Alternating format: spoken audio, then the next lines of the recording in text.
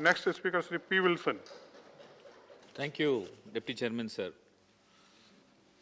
Sir, this bill seeks to amend Section 17B of the High Court Judges' Salaries and Conditions of Service Act 1954 and Section 16B of the Supreme Court Judges' Salaries and Conditions of Service Act 1958 by introducing an explanation to Section 17B and Section 16B of the above acts. The stated objective is to bring clarity on when Supreme Court and High Court judges are entitled to additional quantum of pension. Sir, the Guwahati High Court in a judgment has said pension should be calculated from the first day of the beginning of the 80th year of the retired judge, that is after completing 79 years.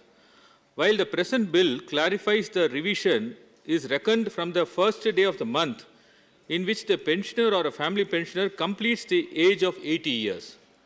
This is a clarification the bill seeks to make.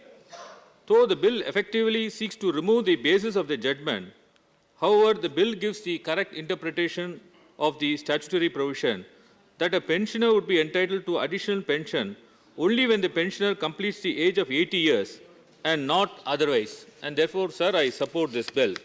Sir, since we are discussing about the conditions of services of judges, I, being a part of the judicial system as a senior advocate, feel it is appropriate to place certain facts for consideration by this august House and the Honorable Law Minister, and thus seek indulgence of you to do so. Sir, there is no doubt that we must offer good monetary compensation to our judges in High Court and Supreme Court by way of salary. The hard work put in by them during the years in the bench is extraordinary. People outside the system sometimes do not see the strain, both physical and mental, on the judges of this country. They sacrifice everything, professionally, personally, to uphold the Constitution and the laws. Sir, I think this is high time we comprehensively revise the salaries of the judges of both High Court and Supreme Court. A good financial package is vital to attract the top talent from the bar to take up the judgeship. Presently, the monthly salary of a judge of the Supreme Court is less than a single-day fee of a leading senior advocate appearing before the Supreme Court. This has to change, sir. Such sacrifices, they are doing it. Yes. Sir, there is another issue, sir, with regard to the service conditions. That is to increase the age of retirement of the High Court judges from 62 to 65 and that of Supreme Court judges from 65 to 70 years. Sir, there are three reasons for asking for this increase in ages.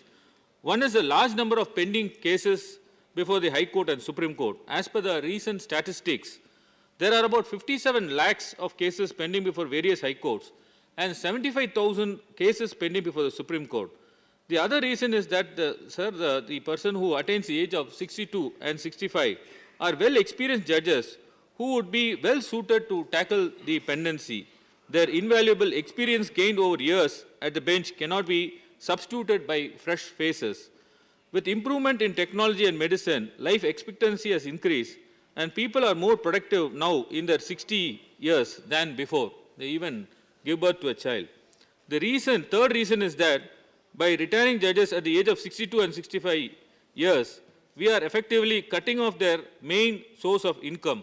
Of course, some judges go to the post-retirement jobs in tribunals and others become arbitrators or even practice before the Supreme Court.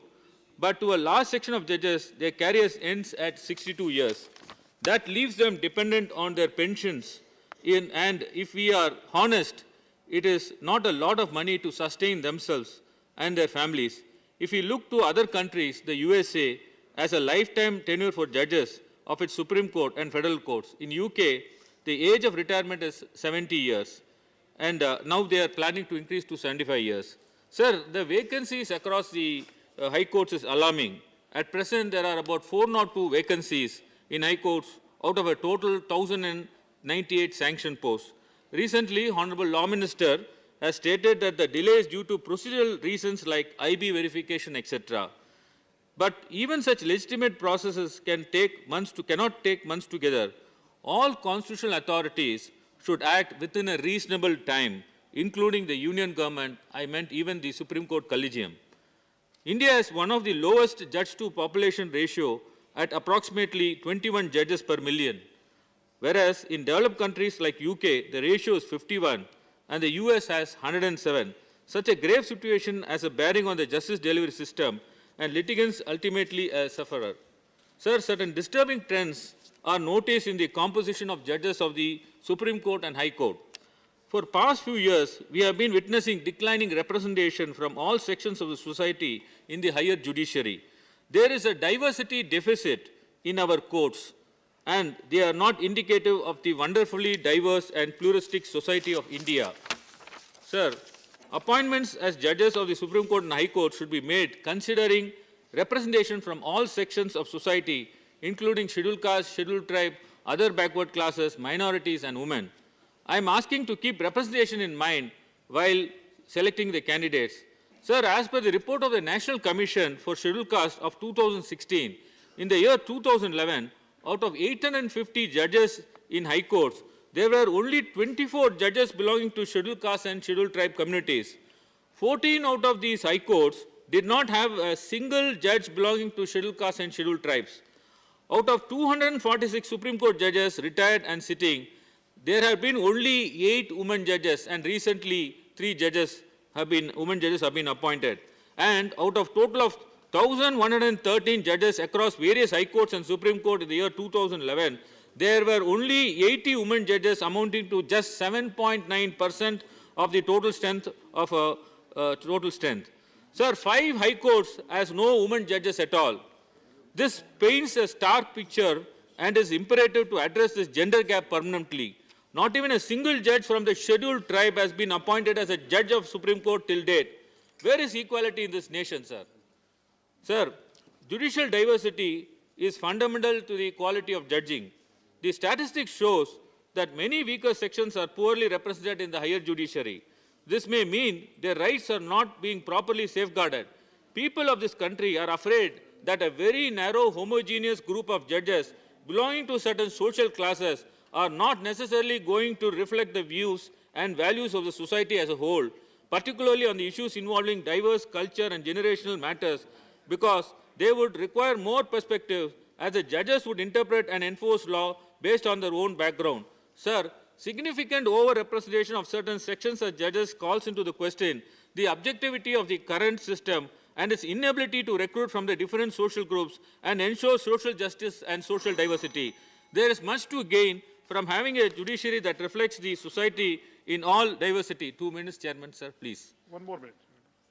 The lack of inclusivity in the judiciary would widen the trust deficit over the higher judiciary, and there is always a likelihood of affinity bias.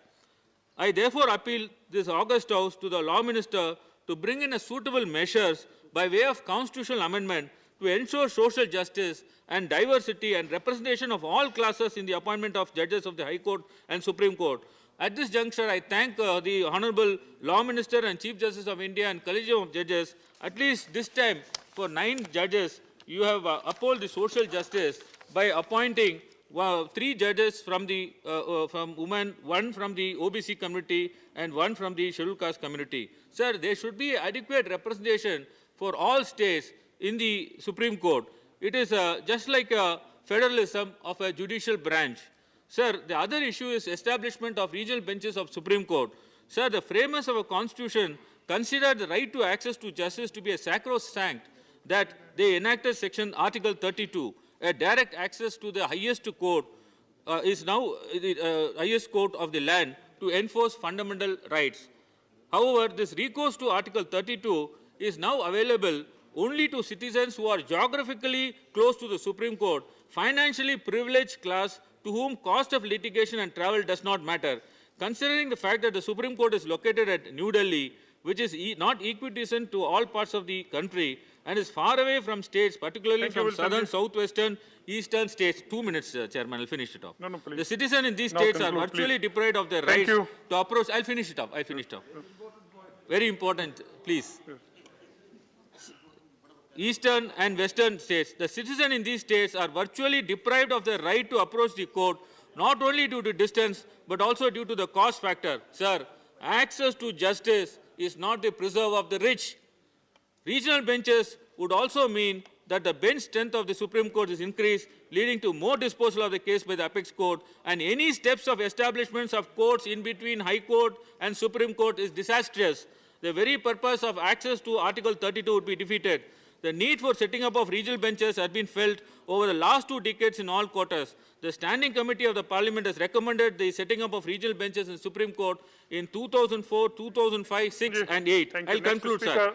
I'll conclude, sir. Please. Sir, the only other country with a billion-plus population, China, has got 9 benches of the Supreme Court. Therefore, time has come to amend the constitution and establish permanent regional benches of the Supreme Court. Therefore, these are, in my humble opinion, the Thank you, pressing Wilson. matters Next which speaker, require the Dr. attention of this Shashwat House Patrai. with regard to the Aapki working of party higher se do judiciary. speakers. Thank you. Thank you. Thank you, Honorable Vice Chairman, sir. Thank you for giving me this opportunity.